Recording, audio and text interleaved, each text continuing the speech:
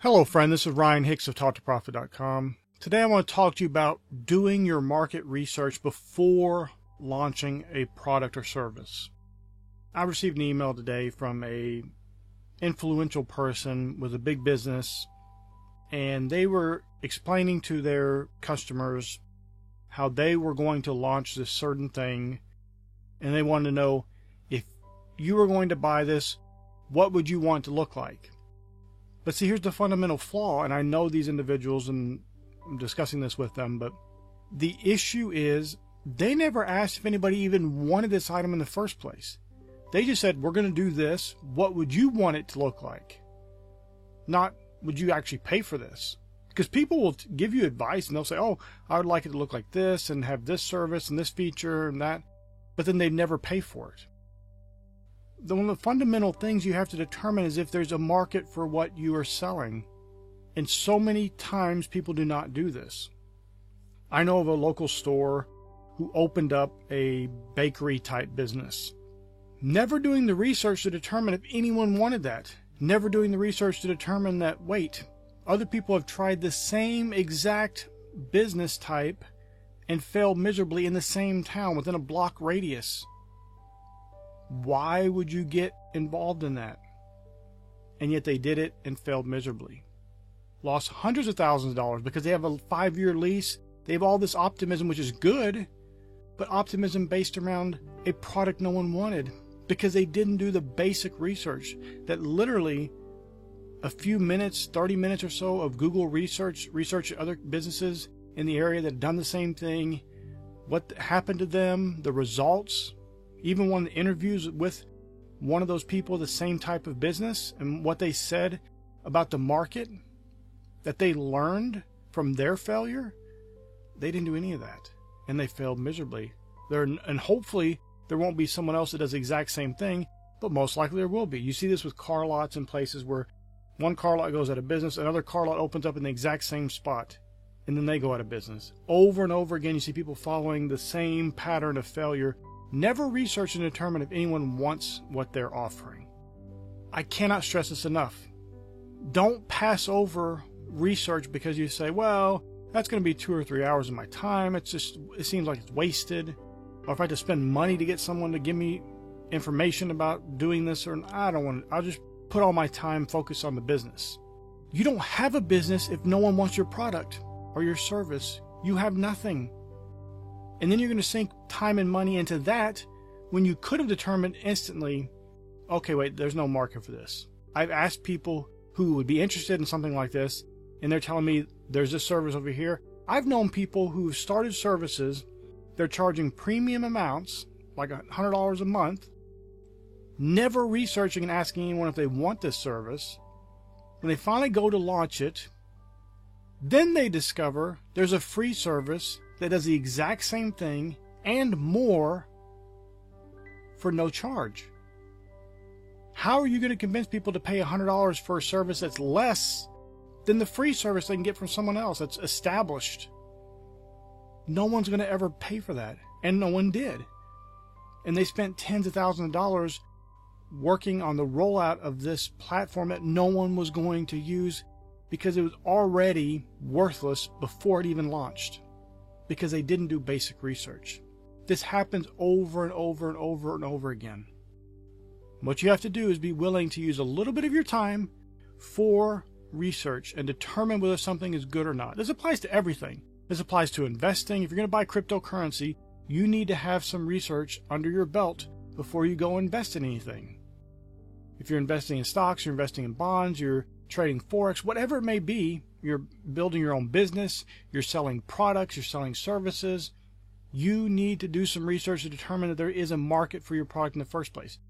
And let me be very clear. Don't think because someone is selling your product or selling the same service that that means they want yours. Sometimes people will buy from another company an identical service or product that you could be launching for an even higher price because they trust that company.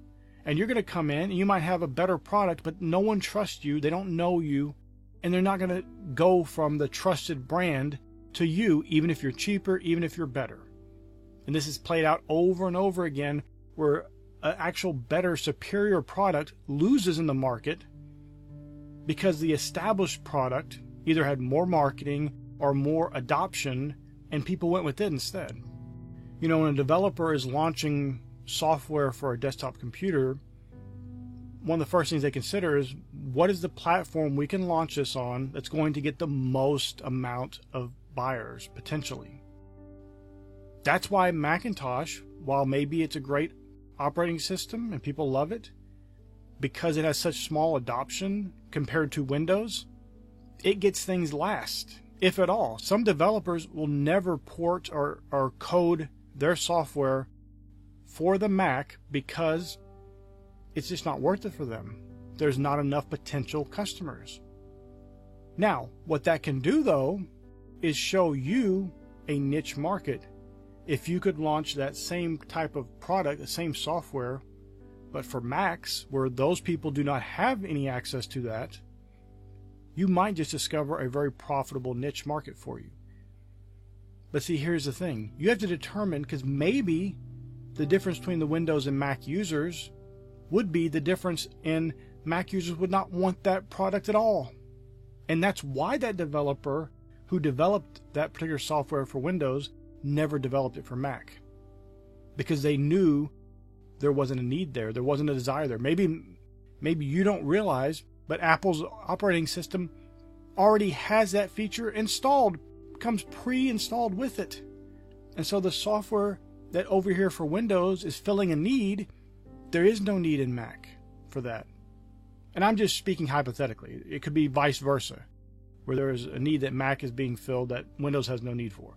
But the point is, research determines whether or not there's a need there. And there's too many people launching all kinds of things, from software to physical products, that no one wants, or it's already being filled by someone else who is the market leader, and you're not going to take any share from them because your product is not good enough, it's not cheap enough to get people to switch. Some people just want to be the cheapest. I'm going to tell you from experience, that is a bad game to get into. The race to the bottom, people call it. You don't want to be fighting someone else for the cheapest, lowest price.